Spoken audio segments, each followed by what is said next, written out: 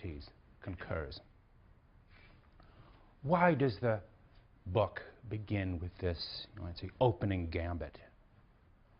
Is it simply a ruse to get the reader's attention in some sense, or to kind of rope you in with some promise of what's to follow?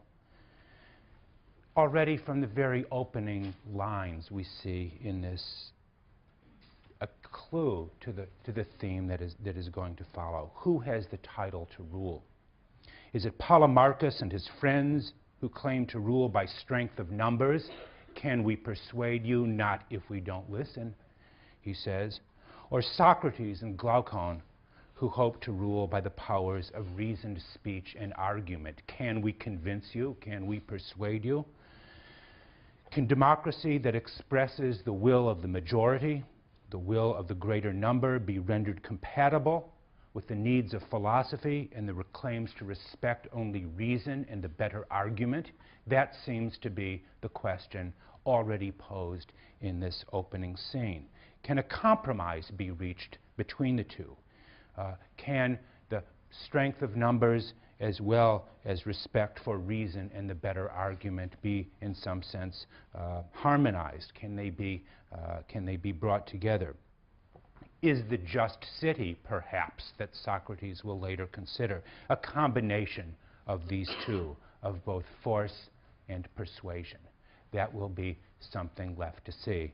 But I think you can see the big themes of the book already very present in the opening scene of the dialogue. And the first book is really a kind of preamble to everything that follows. Okay? You with me so far on this? Let's talk a little bit about the participants in this dialogue. It is a dialogue. It has a number of, a fairly large number of characters, although only a relatively few number of them speak in the book. And yet it's something very important, as we would want to know in any play or novel or movie. We want to know something about the particular people who inhabit this dinner party that Socrates and Glaucon have been promised. Who are they, and what do they represent? There is Cephalus, who we will see very quickly, the father of Polemarchus, and whose home they are attending. The venerable paterfamilias, the venerable father of the family. Polemarchus, his son, a solid patriot who defends not only his father's honor, but that of his friends and fellow citizens.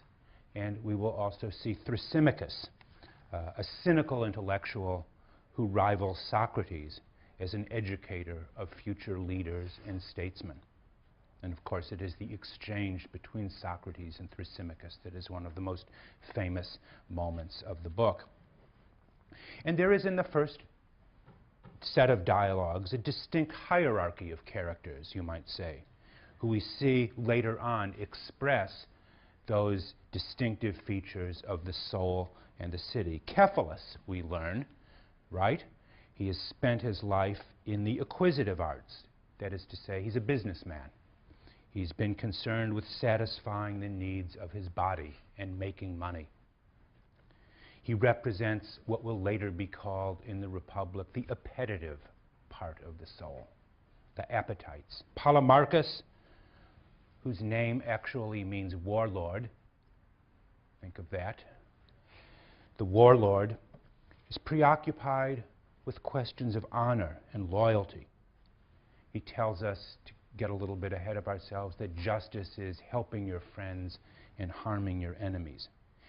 He seems to represent what Plato or Socrates will later call the spirited part of the soul, something that we want to return to. And Thrasymachus, a visiting sophist, seeks to teach and educate, anticipating what the Republic will call the rational soul. the rational part of the soul. Each of these figures, in many ways, prefigure the relatively superior natures of those who come later in the dialogue. The two brothers, Glaucon and Adeimantus, whose exchange with Socrates occupies, for the most part, the rest of the dialogue from Book 2 onwards. The two brothers, who incidentally are the brothers of Plato. I should say we know, to my knowledge, we know nothing more about Glaucon and Adeimantus from history, but Plato put them into his dialogue. Put them into they will always be remembered as the two brothers in the dialogue. And again, they seem to represent something quite different. And bear this in mind as you are reading the book, because it is easy to kind of forget who's talking and what they represent. Adeimantus is, we will find, the kind of hedonistic and pleasure-seeking brother. And Glaucon, whose name means something like gleaming, shining, is the fierce and warlike of the two brothers. And of course, there is the philosophically minded Socrates. Again, each of them seems to represent in a superior way the key components of the human soul, the appetitive, the warlike or spirited, and the rational. Together, these figures form a kind of microcosm of humanity. Each of the participants in the dialogue represents one of the specific classes or groups that will eventually occupy the just city, to which Plato or Socrates gives the name Kallipolis, the beautiful city. All right?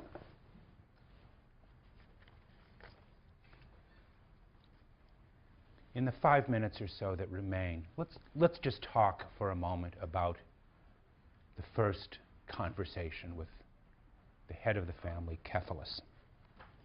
We don't need to look at this at great length.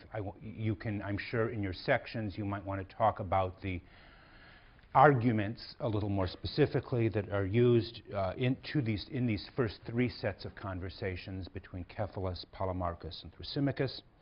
Question, more importantly, the question, I don't know that it's more importantly, but the question I want us to examine a little bit here in the time remaining is what again, these characters represent. Cephalus, as his name implies, Cephalus, what does that mean? Do you know?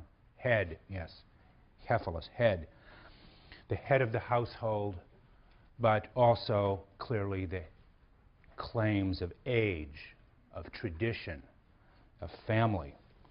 And at the beginning of the dialogue, when Polemarchus has brought his friends back to the house, we see the aged father, Cephalus. He is just returning from prayer. He has just returned from performing certain acts of ritual sacrifice. And he greets Socrates in many ways as a long-lost friend. Perhaps you have had this experience yourself, a always slightly uncomfortable one, when you bring a group of your friends back to your house. You're expecting to have a good time, and your grandparent is there and says, "Oh, it's so good to see a bunch of young people. I want to talk with you." And it's always slightly uncomfortable moment, you might say. We are all have experience of this kind of thing. Everybody knows it from either end. I'm not a grandparent, thank God. But I feel the same thing often when my son brings his friends that I've known for a long time. And, "Oh, how are you doing?" They don't want want to get away. And Socrates does something rather abrupt. "Tell me, Cephalus, what's it like to be so old? What is it like to be like you? And do you still feel the need for sex?"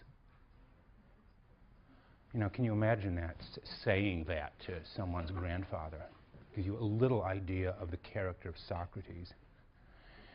And Cephalus is so happy. "Oh, thank God I'm past that," he says. "You know, thank God.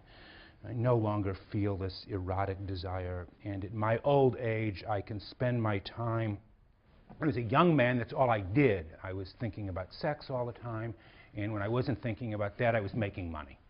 But now, I've had my fill of both, and I can spend my later years, the twilight of my life, turning to the things about the gods, performing sacrifices commanded by the gods. You might say, why does Plato begin this way? Well, Cephalus is, should be clear, the very embodiment of the conventional in both senses of that term. He's not a bad man by any means, but he is a thoroughly unreflective one. And in attacking Cephalus, as he does, Socrates attacks the embodiment of conventional opinion, the nomos supporting the city. Note the way Socrates manipulates the dialogue, or the conversation. Cephalus says that the pious man, the just man, practices justice by sacrificing to the gods. And Socrates turns that into the statement that justice means paying your debts and returning what is owed to you. Cephalus, in an easygoing manner, agrees, and then Socrates says, well, what would you think about returning a weapon that you had borrowed from a friend or someone who was in a very depressed, we might say depressed frame of mind? Would that be just? How do you explain that? Would you do that if justice means paying your debts and giving back to each what is owed? And at that moment, Cephalus excuses himself from the dialogue and says rather abruptly, I have to go out and continue my sacrifices in the garden. Socrates, in other words, has broken the bond of tradition and traditional authority that holds the ancient city and the ancient family together. Cephalus is banished from the dialogue. Tradition is banished, and we never hear another word about it for the next 400 or so pages. That's the way Socrates begins this dialogue, or that's the way Plato has Socrates begin it. And we'll look a little more at some of these in our class for next time, and then move into the characters of Adeimantus and Glaucon. And anyway, start your reading, continue your reading, and your sections are going on this week, so enjoy yourselves.